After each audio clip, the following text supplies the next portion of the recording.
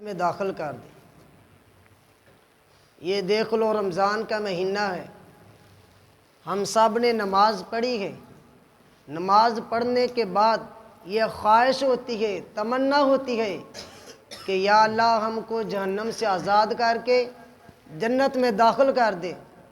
آپ لوگ قرآن کی تلاوت کرتے ہو، قرآن کا معنی اور مفہوم سمجھتے ہو، اور تمنا کیا ہوتی ہے، خواہش کیا ہوتی ہے کہ یا اللہ ہمیں جہنم سے آزاد کر دے اور جنت میں داخل کر دے۔ آپ لوگ اعتکاف میں بیٹھے ہو، تمنا کیا ہے، آرزو کیا ہے کہ یا اللہ ہمیں جہنم سے آزاد کر کے جنت میں داخل کر دے۔ صدقہ و خیرات کرتے ہو، حج عمرہ کرتے ہو، اس کے علاوہ جتنی بھی دیگر عبادات کرتے ہو، خواہش ہوتی ہے، تمنا ہوتی ہے، آرزو ہوتی ہے کہ یا اللہ ہمیں جہنم سے بچا کر جنت میں داخل کر دے۔ اس لیے تو اللہ تعالیٰ نے فرمایا فَمَنْ زُحْزِحَ عَنِ النَّارِ، جو جہنم سے بچا لیا گیا، وَأُدْخِلَ الْجَنَّةَ، اور جنت میں داخل کر دیا گیا، فَقَدْ فَازَ، یقیناً حقیقی بات یہی ہے کہ وہی بندہ کامران ہے، وہی بندہ کامیاب ہے۔ اور یہ دنیا کی زندگی، یہ دنیا کی رنگینی، یہ دنیا کی حبس، یہ دنیا کا لالچ، اللہ تعالیٰ فرماتے ہیں وَمَا الْحَيَاةُ الدُّنْيَا إِلَّا مَتَاعُ الْغُرُورِ، دنیا کی زندگی صرف دھوکے کا سامان ہے۔ میرے بھائیوں، اس آیت سے کیا پتہ چلتا ہے؟ سوال یہ ہے کہ جہنم سے آزاد ہونا اور جنت میں جانا، ان میں کن اسباب ہیں، وہ کون کون سے اسباب ہیں کہ جن اسباب کو ہم اختیار کریں اللہ تعالیٰ ہم سب کو جہنم سے آزاد کر کے جنت میں داخل کر دے۔ ان اسباب میں سے سب سے پہلا سبب اور بہت اہم سبب وہ ہے توحید باری تعالیٰ۔ جو بندہ یہ چاہتا ہے کہ اللہ تعالیٰ مجھے جہنم سے آزاد کر کے جنت میں داخل کر دے، وہ توحید باری تعالیٰ کو، اللہ تعالیٰ کی توحید کو اپنے دل کی عطا گہرائیوں سے تسلیم کر لے۔ حضرت عبادہ بن صامت رضی اللہ تعالیٰ عنہ بیان فرماتے ہیں کہ کائنات کے امام نے فرمایا من شہد اللہ الہ الا اللہ وان محمدن رسول اللہ صلی اللہ علیہ وسلم حرم اللہ علیہ النار، کائنات کے امام نے فرمایا جس آدمی نے اس بات کی گواہی دے دی اللہ کے علاوہ کوئی الہ نہیں، اللہ کے علاوہ کوئی حاجت روا نہیں، اللہ کے علاوہ کوئی مشکل کشا نہیں، اللہ کے علاوہ کوئی بگڑی بنانے والا نہیں، اللہ کے علاوہ کوئی ڈبیاں تارنے والا نہیں، اللہ کے علاوہ کوئی غریب نواز نہیں، اللہ کے علاوہ کوئی داتا نہیں، کوئی گنج بخش نہیں، رنج بخش نہیں، وَأَنَّ مُحَمَّدًا رسول اللہ، محمد صلی اللہ علیہ وسلم اللہ کے رسول ہیں۔ کائنات کے امام نے فرمایا حرم اللہ علیہ النار، اللہ تعالیٰ اس بندے پر جہنم کو حرام کر دیتا ہے۔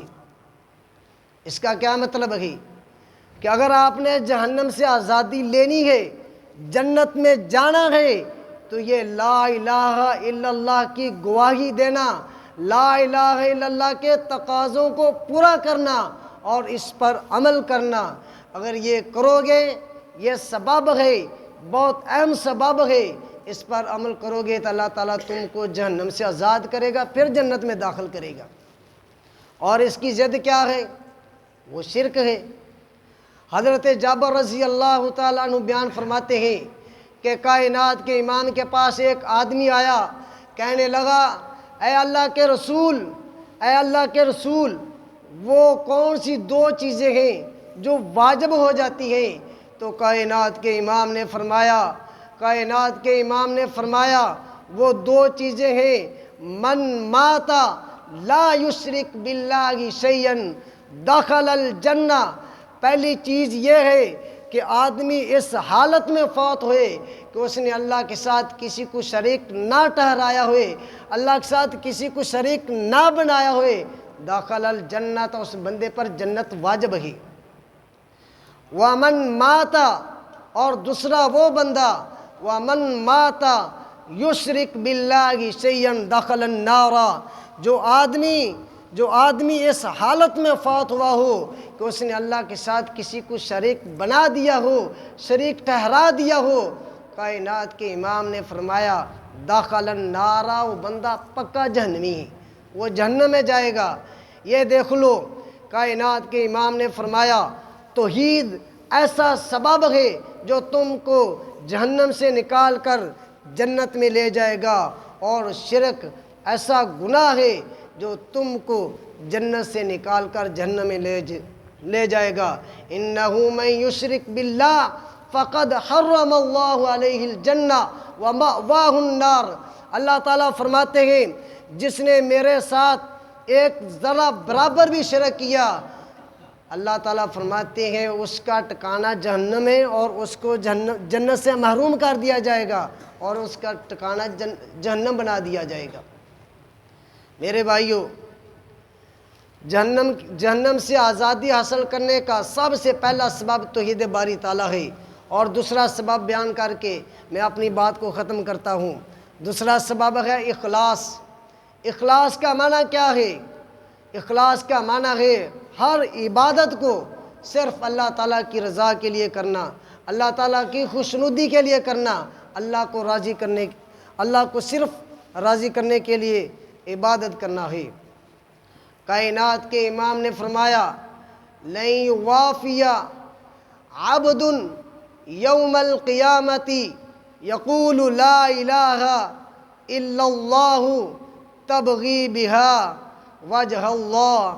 کائنات کے امام نے فرمایا قیامت کے دن آدمی اس حالت میں اللہ تعالیٰ کے پاس حاضر ہوئے گا، اور اس نے کیا کہا ہوگا؟ اس نے صرف لا الہ الا اللہ کہا ہوگا۔ کیوں؟ صرف اللہ تعالیٰ کو راضی کرنے کے لیے، اللہ کی خوشنودی کے لیے صرف لا الہ الا اللہ کہا ہوگا، خالصتاً اللہ کو راضی کرنے کے لیے۔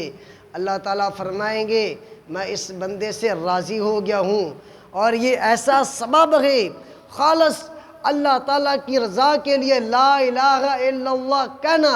اللہ تعالیٰ فرماتے ہیں میرے بندے تو نے لا الہ الا اللہ کی گواہی دی ہے، میں تم کو جہنم سے آزاد کر جنت میں کا داخلہ دیتا ہوں، جنت کا سرٹیفکیٹ دیتا ہوں۔ اور اس اخلاص کی بھی ایک ضد ہے، وہ کیا ہے؟ ریاکاری ہے، دکھلاوا ہے۔ ایک روایت بیان کر کے میں انشاءاللہ اپنی بات کو ختم کرتا ہوں۔ بڑی مشہور روایت، آپ نے 20 مرتبہ اس کو سنا بھی ہے اور لوگوں کو بتاتے بھی ہیں۔ وہ کیا روایت ہے؟ حضرت ابو ہریرہ رضی اللہ تعالیٰ عنہ بیان فرماتے ہیں کہ قیامت کے دن 3 بندوں کو لایا جائے گا۔ اللہ تعالیٰ ان سے پوچھیں گے اے میرے بندے، دنیا میں رہ کر میں نے تم پر فلاں فلاں فلاں نعمتیں کی تھی؟ وہ بندہ کہے گا جی ہاں میرے مالک، تم نے یہ فلاں فلاں مجھ پر نعمتیں کی تھی۔ اللہ تعالیٰ فرمائیں گے پھر کیا عمل کیا، میرے لیے کیا کیا؟ وہ کہے گا یا اللہ دنیا میں رہ کر تو نے مجھے بہت بہادری دی تھی، جرأت دی تھی، میں بہت بڑا مجاہد تھا، کفار کی صفوں میں گھس جاتا، ان کی صفوں کو تہس نہس کر دیتا۔ کائنات کے امام نے فرمایا وہ قیامت کے دن اللہ تعالیٰ کو کہے گا اللہ میں تیری رضا کی خاطر شہید ہو گیا، اپنی جان کو قربان کر دیا۔ اللہ تعالیٰ فرمائیں گے کذابت، تو جھوٹ بول رہا ہے، تو اس لیے کفار کی صفوں کو کاٹا، تہس نہس کیا تاکہ پچھلے لوگ مجھے کہیں ماشاءاللہ بہت بہادر آدمی ہے، بہت بڑا مجاہد ہے۔ اللہ تعالیٰ فرماتے ہیں جھوٹ بول رہا ہے، کھڑا رہے۔ دوسرے آدمی سے پوچھتے ہیں جی میں نے دنیا میں رہ کر تجھ کو فلاں فلاں نعمتیں دی تھی؟ وہ کہے گا میرے مالک آپ نے دی تھی۔ اللہ تعالیٰ فرمائیں گے اچھا پھر میرے لیے کیا کیا؟ اللہ میں نے قرآن کو سیکھا، پھر قرآن کی آگے تعلیم دی، یعنی قاری قرآن ہوئے گا، عالم دین ہوئے گا۔ اللہ تعالیٰ فرمائیں گے پھر میرے لیے کیا کیا؟